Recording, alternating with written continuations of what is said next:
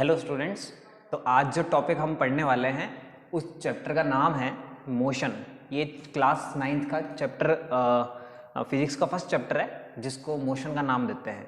तो हम मोशन के हर टाइप के बारे में और इसमें क्या क्या आता है उन सब चीज़ों को एकदम डिटेल में पढ़ेंगे। तो आइए चैप्टर स्टार्ट करते हैं। तो देखिए मोशन, आप जानते हैं मोशन मतलब क्या होता है? मूवमेंट होता है ना। अब किसी भी चीज़ को मूवमेंट कराने के लिए क्या चाहिए होता है? अपने को एक फोर्स लगाना पड़ेगा, बाहर से एक फोर्स लगाएंगे। अब मोशन कराना है तो मोशन कराने के लिए जो इंपॉर्टेंट चीज़ें होती है वो क्या होता है? वो कुछ दूरी तय करेगा, किसी स्पीड से चलेगा, एक्सीलरेट करेगा, रिटार्ड करेगा, इन प्रकार की चीज़ें उसके अंदर होगी। तो हम उस प्रकार की हर चीज़ के बारे में इस चैप्टर के अंदर पढ़ने वाले हैं। तो मोशन स्टार्ट करते हैं। किसी भी ऑब्जेक्ट की दो प्रकार की अवस्थाएं हो सकती है, या तो वो रुका हुआ हो या वो चल रहा हो। तो हर ऑब्जेक्ट की दो प्रकार की अवस्थाएं हो सकती है, स्टेट्स हो सकती है। Either it is in the state of rest और it is in the state of motion. या तो वो रुका हुआ हो या वो चल रहा हो, दो चीजें हो सकती है। अब रुका हुआ है, इसका क्या अर्थ है? इसका मतलब ये होता है कि अगर ऑब्जेक्ट कहीं पे रुका हुआ है, इसका मतलब समय तो बढ़ता जा रहा है लेकिन उसकी पोजीशन सेम है। समय तो बढ़ता जा रहा है लेकिन उसकी पोजीशन सेम है। इसका क्या मतलब है? Object is not changing its position with respect to time. समय के साथ में ऑब्जेक्ट अपनी पोजीशन को चेंज नहीं कर रहा, उसको क्या बोलते हैं? Object is in the state of rest. Rest पे तभी होता है जब object is not changing its position with respect to time. अब अगर हम मोशन की बात करते हैं तो मोशन मतलब क्या होता है? मोशन मतलब होता है कोई भी ऑब्जेक्ट अगर यहाँ है, हमने थोड़ी देर बाद देखा, तो अगर वो मोशन कर रहा होगा तो वो अपनी जगह को क्या कर लेगा? बदल देगा। इसका मतलब object is changing its position with respect to time. समय के साथ ऑब्जेक्ट अपनी पोजीशन को चेंज कर रहा है, उसको हम क्या बोलते हैं? मोशन बोलते हैं। तो व्हाट इज रेस्ट? रेस्ट में क्या होता है? Object is not changing, object is not changing its position, object अपनी पोजीशन को चेंज नहीं कर रहा। किसके रेस्पेक्ट में? With respect to time. Time के रेस्पेक्ट में ऑब्जेक्ट अपनी पोजीशन को चेंज नहीं कर रहा, उसको हम बोलते हैं रेस्ट पे है। और मोशन में क्या होता है? ऑब्जेक्ट जो होता है वो क्या करता है? Changes it's position. Object changes it's position. Object अपनी पोजीशन को क्या करता है? चेंज करता है विथ रेस्पेक्ट टू टाइम। समय के साथ में ऑब्जेक्ट अपनी पोजीशन को चेंज करेगा, उसको क्या बोल देंगे? मोशन बोल देंगे। क्या बोल देंगे? मोशन। अब दो प्रकार की फिजिकल क्वांटिटीज आती है जिनको हमको पढ़ना पड़ेगा, उसी के बाद हम चैप्टर में एंटर कर सकते हैं। तो दो प्रकार की फिजिकल क्वांटिटीज कौन कौन सी आती है उनके बारे में बात कर लेते हैं। तो दो प्रकार की फिजिकल क्वांटिटीज आती है अपने पास। पहली क्वांटिटी जो होती है उसका नाम होता है स्केलर क्वांटिटी। उसका क्या नाम है? Scalar quantity. पहली क्वांटिटी जो है उसका क्या नाम है? Scalar quantity. और दूसरी क्वांटिटी जिसका नाम है हमारे पास वेक्टर क्वांटिटी। क्या होता है? स्केलर क्वांटिटी वो क्वांटिटी होती है जिसमें सिर्फ और सिर्फ मैग्नीट्यूड की आवश्यकता पड़ती है, हमको डायरेक्शन से कोई लेना देना नहीं है और उसके अंदर डायरेक्शन नहीं होता। इसका मतलब स्केलर क्वांटिटी वो होती है जिसमें ओनली मैग्नीट्यूड इज रिक्वायर्ड, या फिर एनी फिजिकल क्वांटिटी विच है ओनली मैग्नीट्यूड। कोई भी ऐसी फिजिकल क्वांटिटी जिसके अंदर सिर्फ मैग्नीट्यूड है, उसके अंदर कोई डायरेक्शन नहीं है, उसको हम क्या बोलते हैं? स्केलर क्वांटिटी बोलते हैं। स्केलर क्वांटिटी जो होती है वो या तो जीरो होगी या पॉजिटिव वैल्यू देगी। इसके अलावा कुछ स्केलर क्वांटिटीज के नाम ले लेता हूं जो आपको इस चैप्टर के अंदर पढ़ने हैं। एक का नाम है डिस्टेंस, एक का नाम है स्पीड, एक का नाम है प्रेशर, एक का नाम है वर्क। ये सब अपने 9th के चैप्टर्स में आते हैं। सिमिलरली वेक्टर क्वांटिटी वो होती है जिसमें मैग्नीट्यूड एंड डायरेक्शन दोनों की जरूरत पड़ती है उस पूरी क्वांटिटी को डिस्क्राइब करने के लिए, उसको हम क्या बोलते हैं? Vector quantity. जैसे, और ये जो होती है ये नेगेटिव भी हो सकती है, जीरो भी हो सकती है और पॉजिटिव भी हो सकती है। ये तीनों वैल्यूज हो सकती है। जहां पे negative sign always describe, negative sign हमेशा जो क्या दिखाता है? पोजीशन दिखाता है, डायरेक्शन दिखाता है। नेगेटिव साइन ऑलवेज शो, क्या दिखाएगा? Always show direction. क्या दिखाएगा? ये डायरेक्शन दिखाएगा, ऑपोजिट डायरेक्शन को शो करेगा। ठीक है। दूसरी बात, इसकी जो अलग अलग फिजिकल क्वांटिटीज जो हम पढ़ने वाले हैं उसका नाम है, एक का नाम है डिस्प्लेसमेंट, एक को हम क्या कहते हैं? डिस्प्लेसमेंट कहते हैं। दूसरा कौन सा आएगा? उसको कहेंगे वेलोसिटी। तीसरी जो कंडीशन आएगी उसको हम बोलेंगे एक्सेलरेशन। इसके अलावा जो आएगी आपके पास force, you know force, force जानते होंगे, नहीं जानते तो हम बता देंगे, ठीक है। तो ये फोर्स होती है। तो ये फिजिकल क्वांटिटीज होती है। तो फिजिकल क्वांटिटी दो पार्ट्स में डिवाइड कर सकते हैं, एक स्केलर होती है, एक वेक्टर होती है। स्केलर वो होती है जिसमें ओनली मैग्नीट्यूड होता है, वो जीरो या पॉजिटिव वैल्यू दे सकता है, और डिस्टेंस, स्पीड, प्रेशर, वर्क, ये सब इसके एग्जांपल्स है। सिमिलरली वेक्टर क्वांटिटी वो होती है जिसमें मैग्नीट्यूड और डायरेक्शन दोनों मिलेंगे, और ये नेगेटिव भी हो सकती है, जीरो भी हो सकती है, पॉजिटिव भी हो सकती है। और यहाँ पे नेगेटिव साइन हमेशा क्या दिखाता है, डायरेक्शन दिखाता है, ऑपोजिट डायरेक्शन दिखाता है, ठीक है। डिस्प्लेसमेंट, वेलोसिटी, एक्सेलरेशन, फोर्स, ये सब इसके एग्जांपल्स है, ठीक है। अब हम आगे बढ़ते हैं। इसको और अच्छे से समझने के लिए मैं अगर आपसे पूछूं कि आपका घर आपके स्कूल से कितना दूर है, तो आप क्या बताएंगे, 3 किलोमीटर, 4 किलोमीटर, 5 किलोमीटर, जो भी वैल्यूज है। इसका मतलब वहां पे मैंने डायरेक्शन नहीं पूछी, इसका मतलब वो जो आपने बताया वो है डिस्टेंस, और डिस्टेंस क्या होती है, स्केलर क्वांटिटी होती है, क्योंकि उसमें मैग्नीट्यूड होता है और डायरेक्शन नहीं होती। आगे बढ़ते हैं। तो हम अब आगे बढ़ के बात करते हैं रेफरेंस पॉइंट की। तो रेफरेंस पॉइंट समझते हैं क्या होता है। रेफरेंस पॉइंट मतलब होता है कि ऑब्जर्वर कहां से खड़ा होके किसी भी ऑब्जेक्ट के मोशन को देख रहा है, उसको हम बोलते हैं रेफरेंस पॉइंट।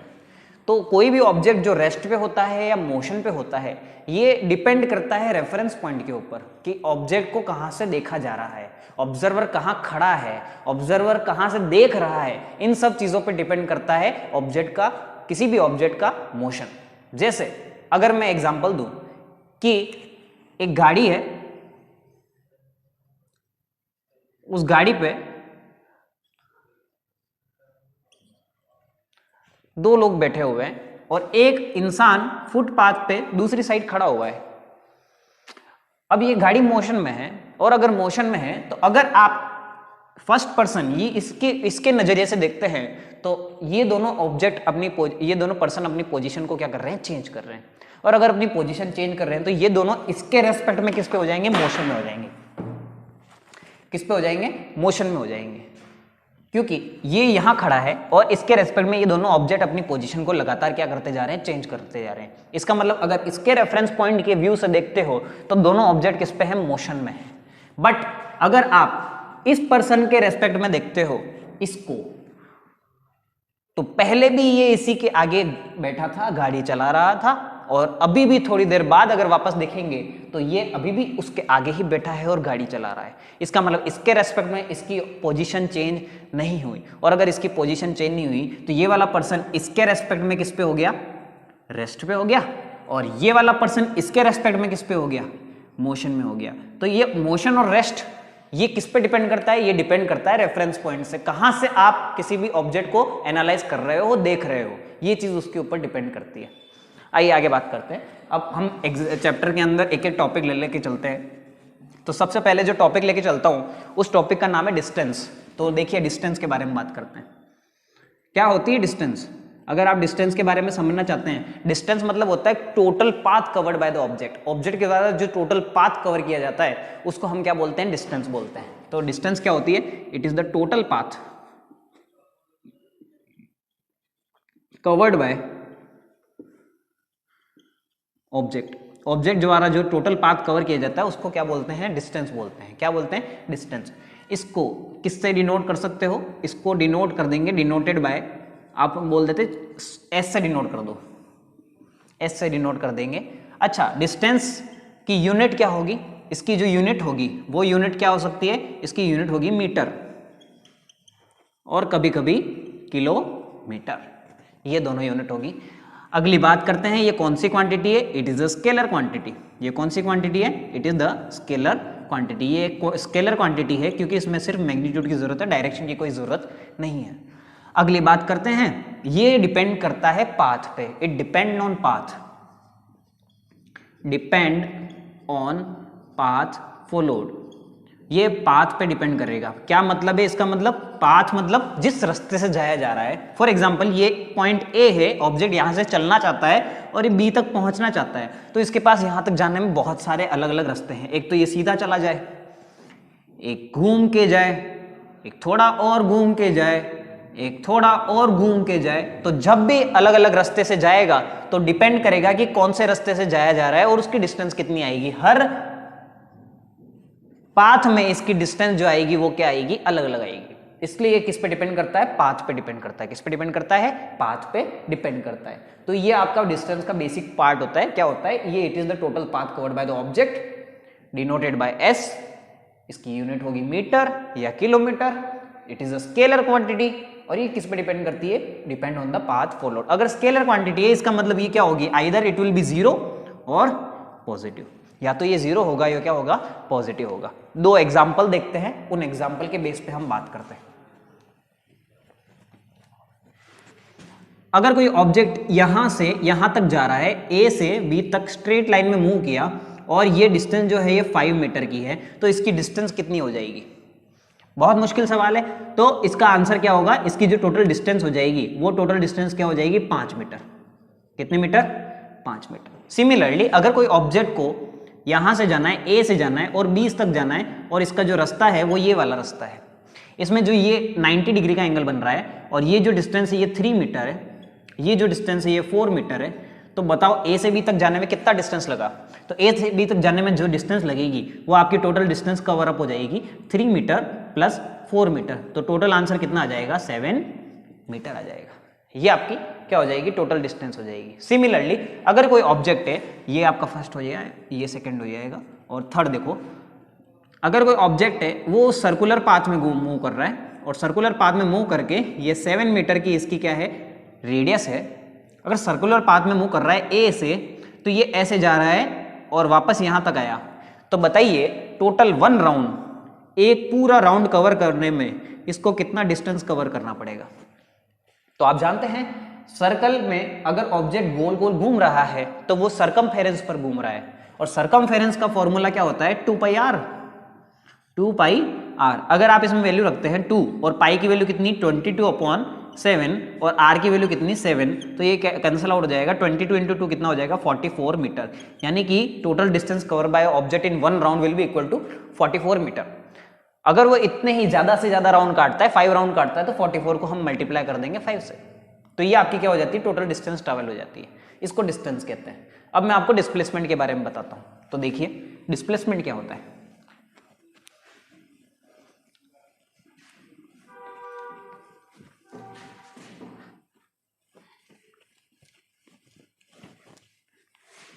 तो देखिए डिस्प्लेसमेंट क्या होता है। डिस्प्लेसमेंट इसका ही एक थोड़ा सा अलग टॉपिक है, और वो भी ज़्यादा कोई बड़ी बात नहीं है। डिस्प्लेसमेंट जो होता है, इट इज़ द, कोई भी दो ऑब्जेक्ट है, ये और ये पॉइंट्स है, इन दोनों पॉइंट्स के बीच की जो सबसे छोटी दूरी होती है, उस सबसे छोटी दूरी को हम बोलते हैं डिस्प्लेसमेंट। तो डिस्प्लेसमेंट क्या होती है, it is the shortest distance. क्या होती है, it is the shortest distance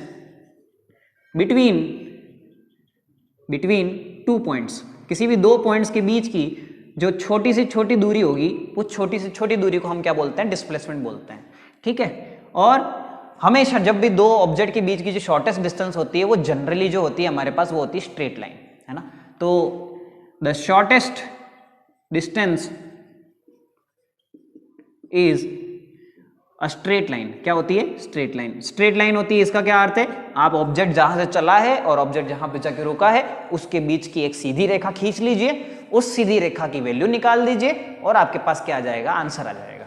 displacement, इसकी जो यूनिट आएगी वो कौन सी यूनिट है, इसकी यूनिट सेम। डिस्प्लेसमेंट अगर एक प्रकार का शॉर्टेस्ट डिस्टेंस है, पाथ है, तो इसका मतलब उसकी यूनिट क्या हो जाएगी, मीटर हो जाएगी। क्या हो जाएगी, मीटर। या फिर किस में निकाल सकते हो आप, कभी कभी किलोमीटर में निकाल सकते हो। इसके अलावा ये कौन सी क्वांटिटी है, it is a vector quantity. कौन सी क्वांटिटी है, वेक्टर क्वांटिटी। इसको किससे डिनोट करना चाहेंगे, इसको डिनोट कर दीजिए x से, denoted by x, small x से आप इसको डिनोट कर सकते हैं। वेक्टर क्वांटिटी है, इसका मतलब क्या होगा, नेगेटिव भी होगी, जीरो भी होगी, और पॉजिटिव भी होगी। नेगेटिव, जीरो, पॉजिटिव में अगर नेगेटिव साइन आता है, उसका मतलब वो क्या है, it is a direction. It is a direction. दूसरी बात, ये it is independent of path. ये जो होता है, ये किस पे डिपेंड नहीं करता, पाथ पे। इंडिपेंडेंट ऑफ पाथ, पाथ पे डिपेंड नहीं करेगा। क्यों, देखिए ध्यान से, ये ए पॉइंट है और ये बी पॉइंट है। ए पॉइंट और बी पॉइंट के बीच की सबसे छोटी जो दूरी होगी वो क्या होगी, ये होगी। अब भले ही कोई भी ऑब्जेक्ट इधर से यूं ऐसे आए, या ऐसे आए या ऐसे आए, कैसे भी आए अपने को क्या लेना देना, अपने को तो डिस्प्लेसमेंट की बात करनी थी। और डिस्प्लेसमेंट क्या होगी, it is a shortest distance between initial and final position. अब ये इनिशियल और फाइनल पोजीशन जो नया वर्ड मैंने बोला है उसका मतलब क्या होता है, इनिशियल पोजीशन मतलब वो होती है जहां से ऑब्जेक्ट ने चलना स्टार्ट किया है, और फाइनल पोजीशन वो होती है जहां पे ऑब्जेक्ट जाके फाइनली रुका है। अब अगर मैं ऐसा कहूं कि ऑब्जेक्ट यहां से चला है और वो घूम फिर के किसी भी रास्ते से घूम फिर के वापस ए पर ही आके रुक जाता है, तो इस कंडीशन में इनिशियल पोजीशन जो है ऑब्जेक्ट की वो ही उसकी क्या हो गई, फाइनल पोजीशन हो गई। और अगर ऐसी कोई कंडीशन मिलती है जब इनिशियल पोजीशन और फाइनल पोजीशन दोनों एक दूसरे के ऊपर ही पाई जाती है, इसका मतलब कोइंसाइड कर रही है, तो when initial and final position of an object is coinciding with each other, then the net displacement of object का नेट डिस्प्लेसमेंट कितना होगा, जीरो होगा। क्यों होगा जीरो, क्योंकि अगर ऑब्जेक्ट यहां से यहीं आके रुका तो इसके और इसके बीच की जो छोटी से छोटी दूरी है वो कितनी है, जीरो है। क्या है, जीरो। इसलिए क्या होगा, व्हेन, ये बहुत ज्यादा इंपॉर्टेंट पॉइंट है, इफ इनिशियल पोजीशन, अगर आपकी इनिशियल पोजीशन जो है ऑब्जेक्ट की वो किसके बराबर है, फाइनल पोजीशन के बराबर है, तो क्या होगा, then net displacement of object, net displacement of object, net displacement of object जो होगा is zero. Displacement of object क्या होगा, जीरो हो जाएगा। क्या हो जाएगा, जीरो। डिस्प्लेसमेंट निकालने का तरीका सीख लेते हैं, आइए। अगर आपको स्क्रीनशॉट लेना है तो ले सकते हैं।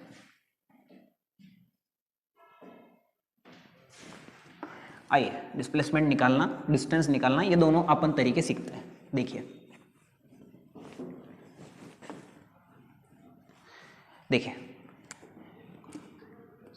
आसान से आसान सवाल से करते हैं और मुश्किल से मुश्किल सवाल तक पहुंचेंगे। फर्स्ट बताइए,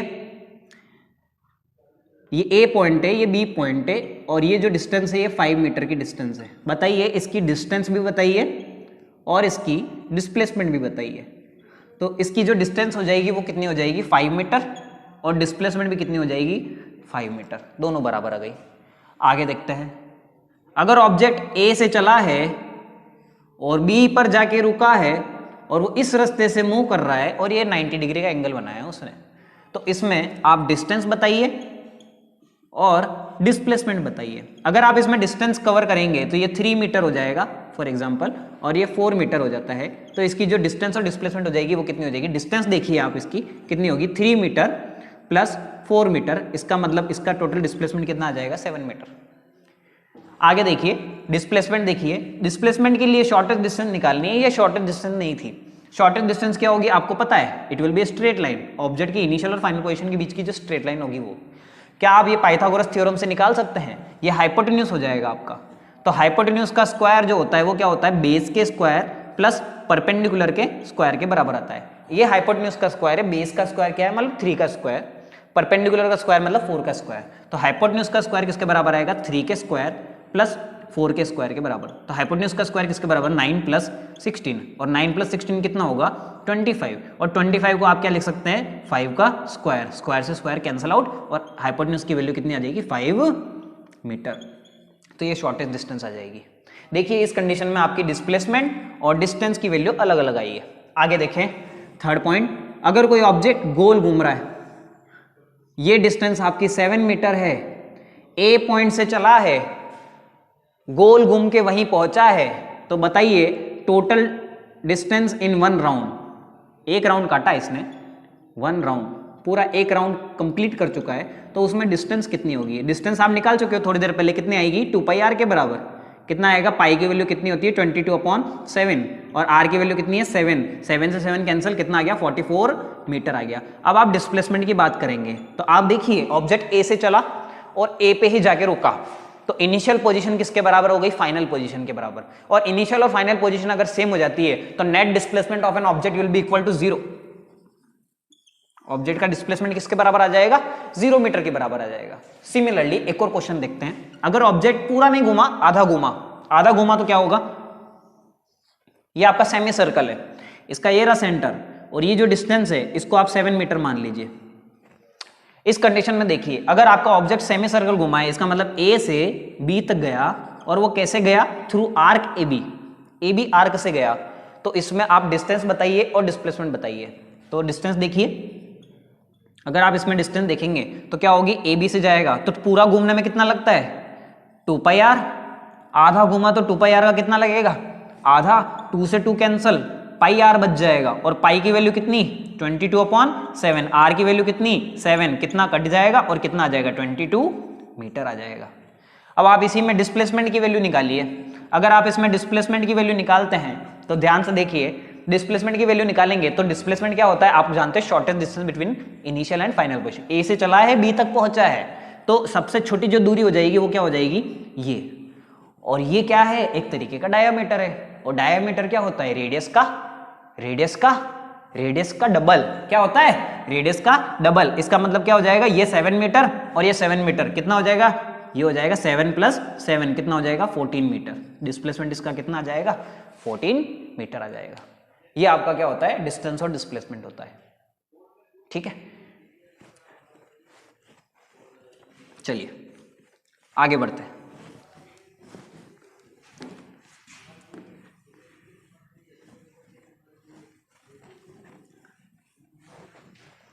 आपने इतने क्वेश्चंस किए, इन क्वेश्चंस में आपको एक चीज नोटिस की गई होगी कि डिस्टेंस या तो डिस्प्लेसमेंट के बराबर आ रही है या डिस्टेंस डिस्प्लेसमेंट से ज्यादा आ रही है। तो डिस्टेंस जो होती है वो डिस्प्लेसमेंट से कुछ रिलेट करती है। क्या करती है, वेरी इंपॉर्टेंट, बहुत ज्यादा इंपॉर्टेंट बात है। डिस्टेंस जो होती है वो जो हो सकती है वो एक तो क्या हो सकती है, ग्रेटर देन डिस्प्लेसमेंट हो सकती है, और डिस्टेंस जो हो सकती है वो किसके बराबर हो सकती है, डिस्प्लेसमेंट के बराबर हो सकती है। ये दोनों कंडीशन हो सकती है।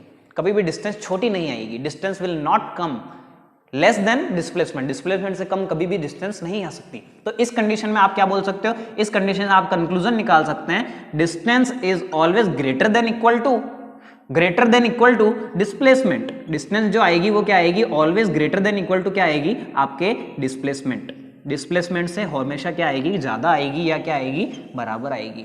यहां से क्या कर सकते हैं, ये इधर है, इसको डिवाइड में भेज दीजिए उधर, तो क्या आएगा, डिस्टेंस अपॉन डिस्प्लेसमेंट की जो वैल्यू आएगी वो ग्रेटर देन इक्वल टू किसके आएगी, 1 के। अगर ये इधर चला जाता है तो इधर 1 बच जाएगा, और 1 बच जाएगा तो डिस्टेंस अपॉन डिस्प्लेसमेंट की वैल्यू क्या आएगी, 1 आएगी। जैसा कि आपने ये क्वेश्चन किया था, इसमें देखिए वैल्यू, ये 3 मीटर था, ये 4 मीटर था। आप जानते हो उसमें डिस्टेंस कितनी आई थी, 7 मीटर, और डिस्प्लेसमेंट कितना आया था, यहाँ से यहाँ निकाला था 5 मीटर। तो 7/5 करेंगे तो 1 पॉइंट समथिंग आएगा, और वो 1 से क्या है, बड़ा है, इसका मतलब हमेशा क्या आएगा, उससे बड़ा ही आएगा। दूसरा, फर्स्ट क्वेश्चन जो किया था आपने, क्या किया था, 5 मीटर और 5 मीटर आया था, तो 5/5 कितना आ जाएगा, 1 = 1। तो 1 या 1 से बड़ा आएगा डिस्टेंस अपॉन डिस्प्लेसमेंट का। इसका अगर उल्टा हो जाता है, डिस्प्लेसमेंट ऊपर चला जाए, डिस्टेंस नीचे आ जाए, तो उसकी value less than equal to 1 आएगी। ये बात ध्यान रखिएगा। तो ये डिस्टेंस और डिस्प्लेसमेंट आपका टॉपिक कंप्लीट होता है।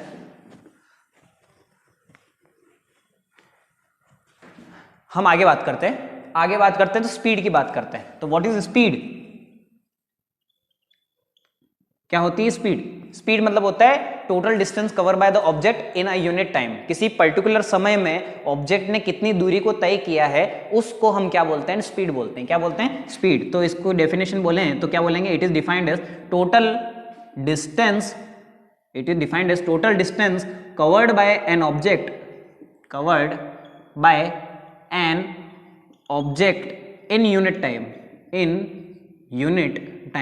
टाइम में किसी ऑब्जेक्ट द्वारा जो टोटल डिस्टेंस कवर की जाती है उसको क्या बोलते हैं, स्पीड बोलते हैं। तो स्पीड का फॉर्मूला बता दीजिए।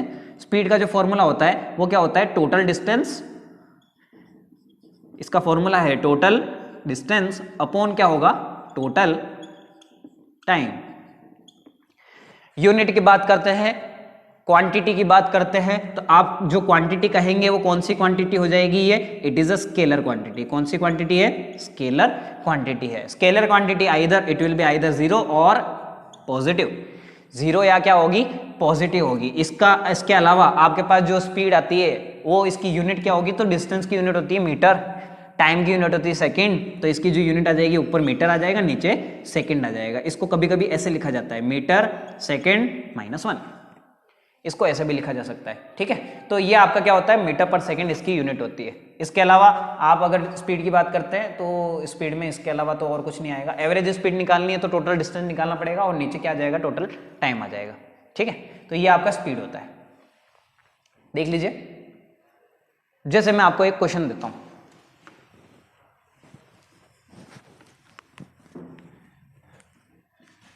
कोई ऑब्जेक्ट है हमारे पास,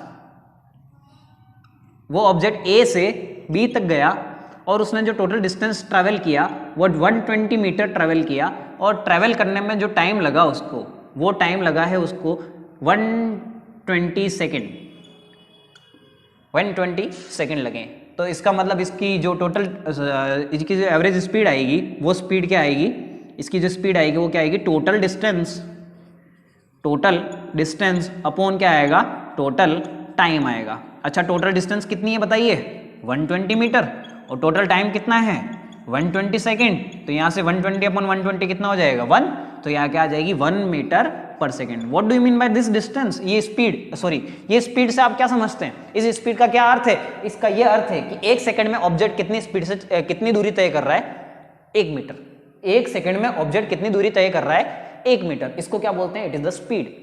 क्या होती है, ये स्पीड होती है। सिमिलरली अगर आपको मैं दूसरा क्वेश्चन पूछता, वो क्वेश्चन कुछ इस प्रकार का होता कि ऑब्जेक्ट को ए से सी तक जाना है, ऑब्जेक्ट को ए से सी तक जाना है, और वो ए से बी तक जो गया, जिसकी दूरी कितनी है, अगर इसकी दूरी में मान लो 100 मीटर्स है, ये 100 मीटर्स इसने 30 सेकंड में कवर किया, 100 मीटर्स इसने 30 सेकंड में कवर किया। एंड सेकंड ये जो डिस्टेंस थी ये 50 मीटर की थी, ये 50 मीटर की थी डिस्टेंस। और अगर ये जो डिस्टेंस है इसने कवर किए फॉर एग्जांपल आपकी कितने सेकंड में, 20 सेकंड में कवर कर दी, तो बताइए इसका जो एवरेज स्पीड होगी वो कितनी होगी बिटवीन AC। तो आप क्या करेंगे, नॉर्मल जो बात है वो ये करने हैं, क्या होगा, टोटल जो एवरेज स्पीड होगी वो एवरेज स्पीड किसके बराबर आएगी, टोटल डिस्टेंस अपॉन क्या आएगा, टोटल टाइम।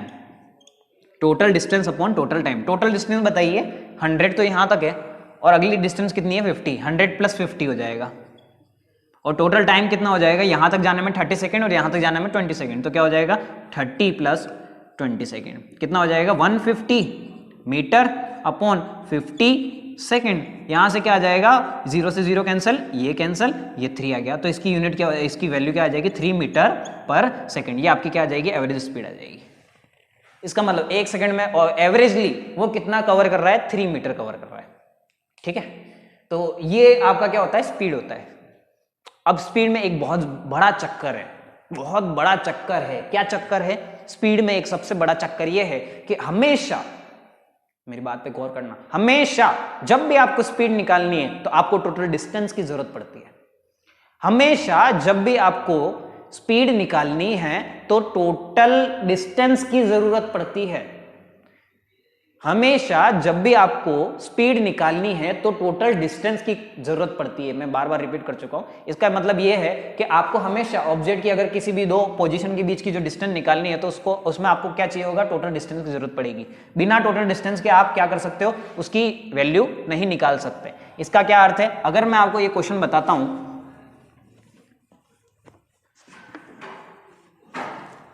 ध्यान से देखिएगा, अगर कोई क्वेश्चन है कि अगर ऑब्जेक्ट ए से बी तक अगर गया है तो वो 20 किलोमीटर पर आवर की स्पीड से गया। ए से बी तक अगर वो ऑब्जेक्ट गया है तो 20 किलोमीटर पर आवर की स्पीड से गया, और बी से अगर ए पे आया तो वहां तक आने में उसको 30 किलोमीटर पर आवर की स्पीड से आया। तो अगर आप इसकी एवरेज स्पीड निकालेंगे, तो अगर आपने इसकी एवरेज स्पीड अगर ऐसे निकाल दी जैसा मैं बता रहा हूं, तो उसी जगह आपका अर्थ क्या हो जाएगा, गलत हो जाएगा, वैल्यू आ गई आपकी गलत हो जाएगी। अगर आप इसमें सोचें कि एवरेज स्पीड अगर मेरे को निकालनी है, एवरेज स्पीड की बात कर रहा हूं, अगर एवरेज स्पीड निकालनी है तो एवरेज स्पीड क्या हो जाएगी, आप अगर ऐसा सोचे कि ये ऐसा हो जाए तो गलत होगा। एवरेज स्पीड अगर आप बोले 20 + 30/2 तो 25 किलोमीटर पर आवर इसकी जो स्पीड आ जाएगी वो आपका एकदम क्या हो जाएगा, रॉन्ग हो जाएगा। क्यों?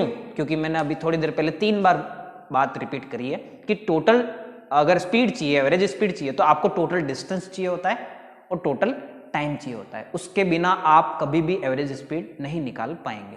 तो इस प्रकार के क्वेश्चन करने में आपको थोड़ा सा एक कॉन्सेप्ट लगाना पड़ता है, और वो कॉन्सेप्ट मैं आपको समझाता हूं। 2 मिनट। आपके सामने एक क्वेश्चन रखता हूं, वो क्वेश्चन कुछ इस प्रकार से है। एनसीईआरटी का क्वेश्चन नंबर 3 है, मोशन चैप्टर क्वेश्चन नंबर 3।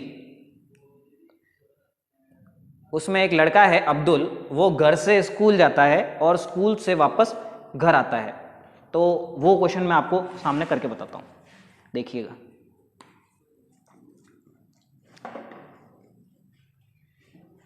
मैं क्वेश्चन नहीं लिख रहा, आप क्वेश्चन बुक से देख लीजिएगा, बस आपको मैं समझा देता हूं। एक लड़का है जिसका नाम है अब्दुल।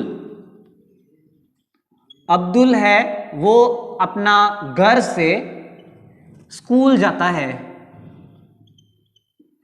ये आपके घर से स्कूल के बीच की कुछ दूरी होगी, और घर से जब स्कूल जा रहा है तो अब्दुल की जो स्पीड है वो 20 किलोमीटर पर आवर की स्पीड है, और जब स्कूल से फिर से घर आता है तो उसकी जो स्पीड बढ़ जाती है वो 30 किलोमीटर पर आवर हो जाती है।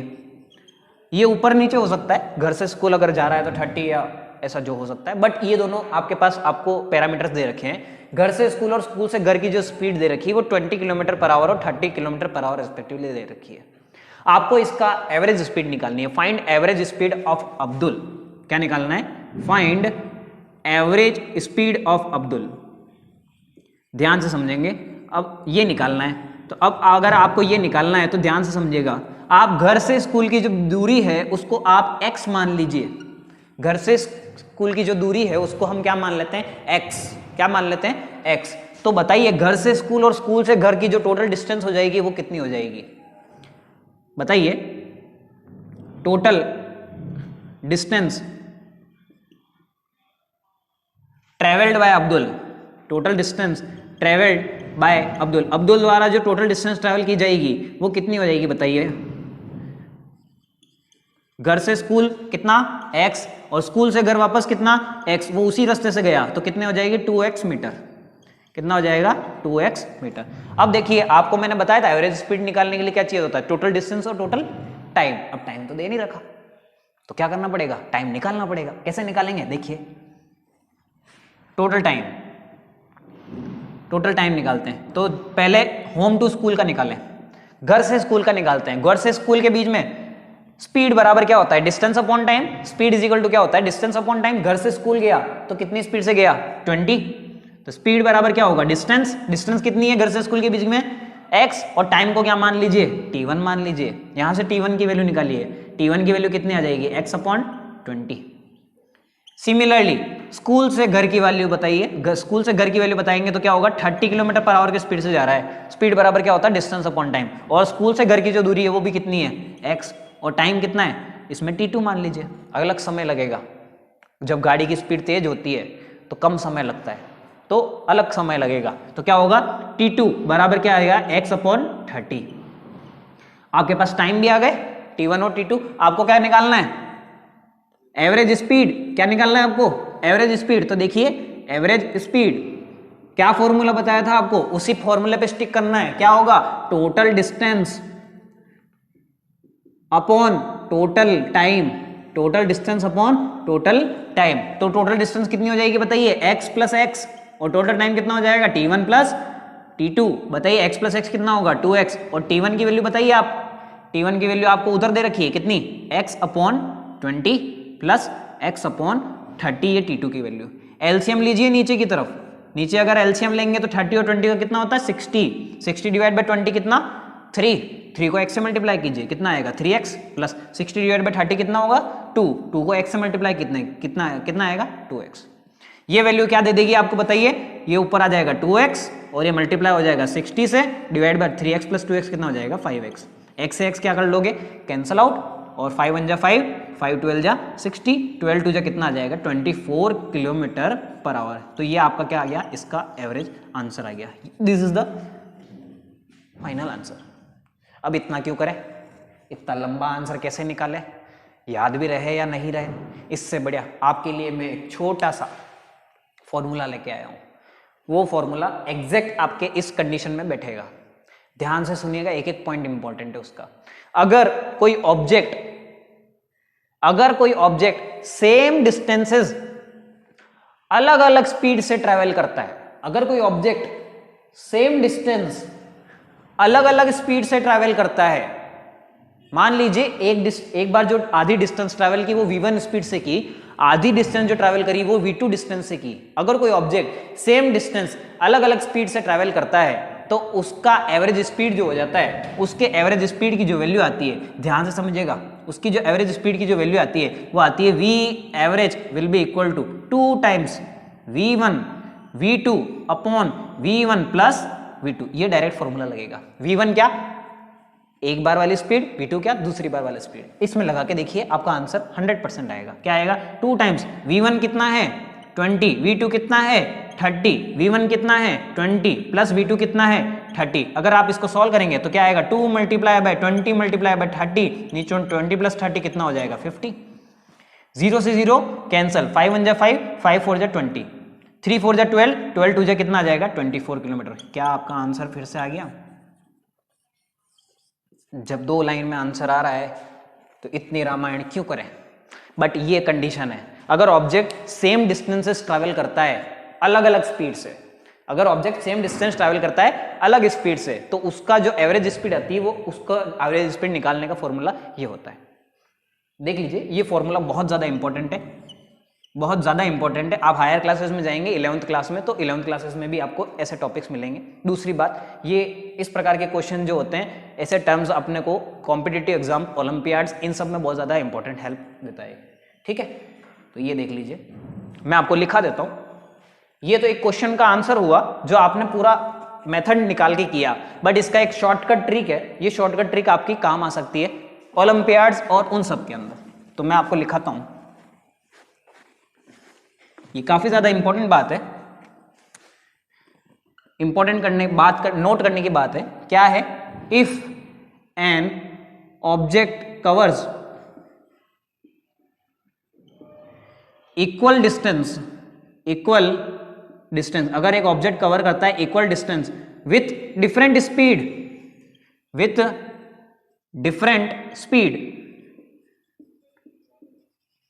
देन एवरेज स्पीड जो हो जाएगी ऑफ ऑब्जेक्ट, वो क्या हो जाएगी, आपकी एवरेज स्पीड ऑफ ऑब्जेक्ट जो हो जाएगी वो क्या हो जाएगी, 2 times v1 into v2 upon v1 plus v2। ये आपका क्या हो जाएगा, आंसर आ जाएगा। v1 जो एक बार वाली स्पीड, v2 जो दूसरी बार वाली स्पीड। डायरेक्ट आंसर आएगा आपका, कुछ सोचने की जरूरत नहीं है।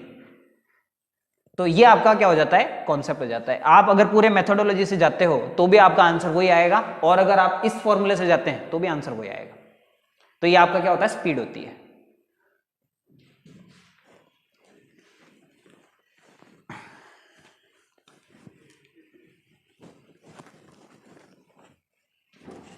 उतार लीजिए। अब हम अगला टॉपिक पढ़ते हैं जिसका नाम है velocity.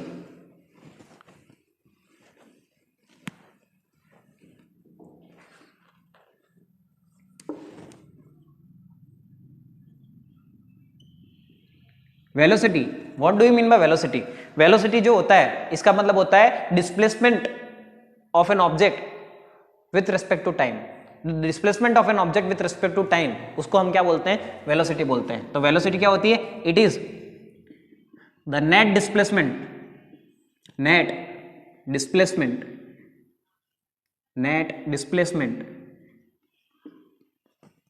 Of an object in unit time. इसका मतलब क्या है, वेलोसिटी का जो फॉर्मूला आएगा, वो वेलोसिटी का फॉर्मूला क्या आएगा, एवरेज वेलोसिटी जो होगी वो क्या होगा, नेट डिस्प्लेसमेंट अपॉन क्या होगा, टाइम। ये आपका फॉर्मूला हो जाएगा। वेलोसिटी एक प्रकार की कौन सी क्वांटिटी होती है, it is a form of vector quantity. ये एक प्रकार की वेक्टर क्वांटिटी है। वेक्टर क्वांटिटी है, इसका मतलब ये क्या होगी, या तो नेगेटिव होगी, या जीरो होगी, या पॉजिटिव होगी। नेगेटिव साइन क्या डिनोट करेगा, आपका ऑपोजिट डायरेक्शन डिनोट करेगा। इसके अलावा इसकी जो यूनिट हो जाएगी, वो यूनिट क्या हो जाएगी, आपकी डिस्प्लेसमेंट मीटर में आएगा, टाइम सेकंड में आएगा। इसकी यूनिट क्या हो जाएगी, मीटर पर सेकंड, और इसको लिख सकते हो मीटर सेकंड -1। पावर -1 में चली जाएगी, ऊपर जाता है ऑब्जेक्ट तो, ठीक है। इसके अलावा आप कभी कभी इसकी यूनिट जो इस्तेमाल करते हैं वो क्या करते हैं, किलोमीटर पर आवर, दोनों में से कोई भी यूज कर सकते हैं, ठीक है। तो ये आपकी क्या होती है, वेलोसिटी का कॉन्सेप्ट होता है। वेलोसिटी निकालने के लिए आपको क्या करना पड़ेगा, डिस्प्लेसमेंट निकालना पड़ेगा। अब वही वापस सेम बात आती है, अगर इफ इनिशियल पोजीशन, अगर आपके ऑब्जेक्ट की इनिशियल पोजीशन किसके बराबर होती है, फाइनल पोजीशन के बराबर होती है, किसके बराबर, फाइनल पोजीशन के बराबर होती है, तो ऑब्जेक्ट की जो वेलोसिटी आएगी वो वेलोसिटी क्या आ जाएगी, जीरो आ जाएगी। क्या आ जाएगी, जीरो। क्यों आएगी जीरो, आप जानते हैं क्यों, क्योंकि इनिशियल पोजीशन और फाइनल पोजीशन सेम हो जाएगी, तो ऑब्जेक्ट का डिस्प्लेसमेंट जीरो आ जाएगा, और डिस्प्लेसमेंट जीरो आ जाएगा तो वेलोसिटी ऑटोमेटिकली क्या हो जाएगी, जीरो हो जाएगी। क्या हो जाएगी, जीरो हो जाएगी। तो ये आपका एक बात ध्यान रखनी पड़ेगी, ठीक है। ये वेलोसिटी होती है आपकी। इसका क्या मतलब है, स्पीड और वेलोसिटी में क्या अंतर है, स्पीड में आता है total distance upon total time, velocity में क्या आता है, net displacement upon total time. ये आपका छोटा सा डिफरेंस आता है स्पीड और वेलोसिटी के अंदर।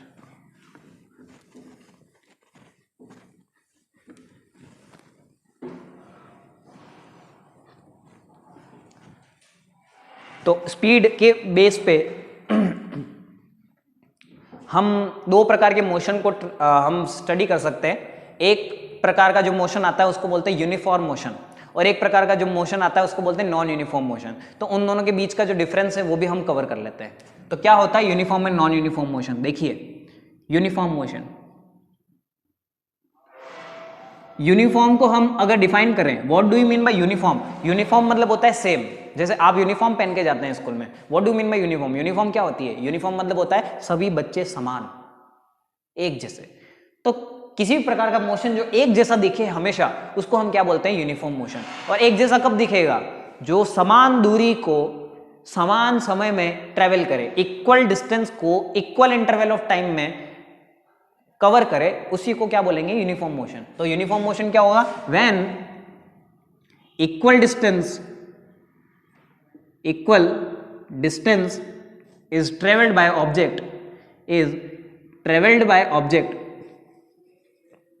Object in equal interval of time,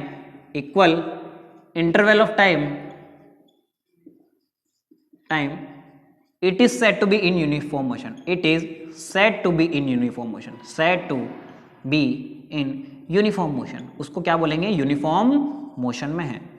uniform motion में तभी होता है जब इक्वल डिस्टेंस को कवर करता है इक्वल इंटरवल ऑफ टाइम में। जैसे फॉर एग्जांपल, अगर ऑब्जेक्ट का 1 2 3 और 4, 1 2 3 और 4, अगर ऑब्जेक्ट ये 1 मीटर, ये 2 मीटर, ये 3 मीटर, ये 4 मीटर, ये 1 सेकेंड 2 सेकेंड, ये सेकेंड में जा रहा है, अगर ऑब्जेक्ट इक्वल डिस्टेंस कवर करेगा इक्वल इंटरवल ऑफ टाइम में, तो उसका जो हमेशा ग्राफ आएगा वो हमेशा आएगा आपका स्ट्रेट लाइन। क्या आएगा, स्ट्रेट लाइन आएगा।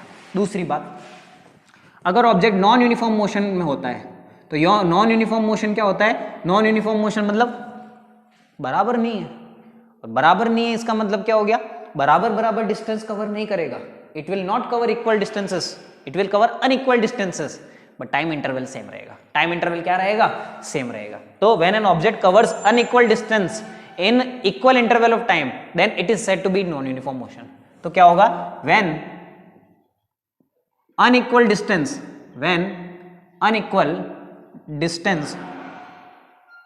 is traveled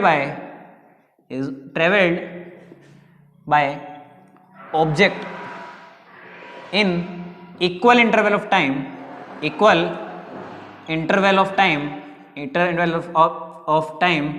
it is said to be in non-uniform motion.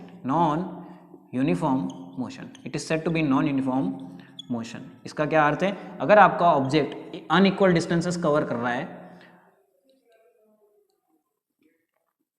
Equal interval of time में, तो उसको क्या बोलते हैं, नॉन यूनिफॉर्म मोशन बोलते हैं। तो इसमें जो ग्राफ आएगा वो आपका ऐसा आ सकता है, बदल जाएगा, और कभी कभी ग्राफ आपका ऐसा भी आ सकता है। इसको नॉन यूनिफॉर्म मोशंस कहते हैं। ये क्या होते हैं, नॉन यूनिफॉर्म मोशन होते हैं। ग्राफ की अलग से क्लास लगाएंगे और उसमें आपको सभी प्रकार के ग्राफ जो होते हैं उन सभी प्रकार के ग्राफ के बारे में बताएंगे। तो ये आपका स्पीड और वेलोसिटी होती है, यूनिफॉर्म नॉन यूनिफॉर्म मोशन होता है। एक्सेलरेशन वाला टॉपिक बच रहा है, तो एक्सेलरेशन वाला टॉपिक थोड़ी देर में करते हैं। Okay. What do you mean bye acceleration? Acceleration का मतलब होता है समय के साथ ऑब्जेक्ट की वेलोसिटी में बदलाव, उसको हम क्या बोलते हैं? एक्सेलरेशन बोलते हैं। समय के साथ ऑब्जेक्ट की वेलोसिटी में जो बदलाव होता है उसको हम क्या बोलते हैं? एक्सेलरेशन कहते हैं। ये तो हिंदी में अर्थ हुआ। इंग्लिश में अगर लिखेंगे तो क्या बोलेंगे? What do you mean bye acceleration? It is the rate of change in velocity. Rate of change in velocity. Rate मतलब जो, जहां पे भी आपको रेट मतलब समझ में आता है तो रेट मतलब होता है विथ रिस्पेक्ट टू टाइम देखा जाता है ऑब्जेक्ट को। तो देखिए तो what do you mean bye acceleration? Acceleration को समझना है तो what do you mean bye acceleration? Acceleration मतलब होता है it is the rate of change in velocity. It is the rate of change in velocity of an object with respect to time. with respect to time लिखने की जरूरत नहीं है, आपने rate लिख दिया है तो ठीक है। इसको किससे डिनोट करेंगे? इट इज डिनोटेड बाय ए से डिनोट कर देंगे इसको, ठीक है। आप इसका फॉर्मूला देखना चाहेंगे तो फॉर्मूला अगर आपको दिखता है तो आप, अगर आपको वेलोसिटीज का अलग अलग आपको क्या लिखना पड़ेगा? टर्मिनोलॉजी देनी पड़ेगी। मान लीजिए अगर ऑब्जेक्ट की इनिशियल वेलोसिटी, वो पहले कोई एक गाड़ी है, वो गाड़ी इनिशियल वेलोसिटी u मीटर पर सेकेंड से ट्रैवल कर रहा था, थोड़ी देर बाद उसकी जो गाड़ी की स्पीड हो गई वो हो गई v मीटर पर सेकेंड हो गई, और इसको यहाँ से यहाँ तक की जो डिस्टेंस कवर करने में टाइम लगा वो कितना लगा? t लगा। कितना लगा? t। तो what do you mean bye acceleration? Acceleration जो हो जाएगा वो क्या हो जाएगा? Final velocity minus initial velocity upon total time. तो फाइनल वेलोसिटी कितनी हो जाएगी बताइए? a बराबर फाइनल वेलोसिटी कितनी है? v। इनिशियल वेलोसिटी कितनी? u। और टाइम कितना? t। तो एक्सेलरेशन का फॉर्मूला जो हो जाएगा ये हो जाएगा। कभी कभी आपको देखने को मिलेगा a बराबर delta we upon delta T भी लिखा हो सकता है। तो इसका मतलब भी क्या है? Change on velocity upon change in time. Unit देखिए इसकी, अगर आप इसकी यूनिट देखना चाहेंगे तो वेलोसिटी की यूनिट क्या होती है? मीटर पर सेकंड, वो ऊपर आ जाएगी, और टाइम की यूनिट हो जाएगी वो सेकंड नीचे आ जाएगी। तो सेकंड और सेकंड मल्टीप्लाई हो जाएंगे और नीचे हो जाएंगे मीटर पर सेकंड का स्क्वायर। इसको कभी कभी ऐसा भी लिखा जाता है मीटर सेकंड -2, ये यूनिट हो जाएगी। स्केलर वेक्टर, तो इसमें किसी प्रकार का स्केलर वैल्यू होती नहीं है, तो हमेशा वेलोसिटी आपकी जो एक्सेलरेशन होगी वो कौन सी क्वांटिटी होगी? वेक्टर क्वांटिटी होगी। It is form of vector quantity. Vector quantity इसका मतलब क्या हो सकता है? ये नेगेटिव भी होगी, जीरो भी होगी और पॉजिटिव भी होगी। ये तीनों वैल्यूज में हो सकती है, नेगेटिव भी, जीरो भी और पॉजिटिव भी। ये आपका क्या होता है? एक्सेलरेशन होता है। इसके बाद हमारा जो टॉपिक बचता है वो कुछ ग्राफ के टॉपिक्स बचते हैं। न्यूटन के 3 इक्वेशंस ऑफ मोशन बचती है, और एक और टॉपिक जो बचता है वो टॉपिक बचता है आपके न्यूमेरिकल प्रैक्टिस। तो न्यूमेरिकल प्रैक्टिस, ग्राफ और न्यूटन के 3 इक्वेशन वो हम एक क्लास में करेंगे। ओके, आज की क्लास इतनी है। Thank you.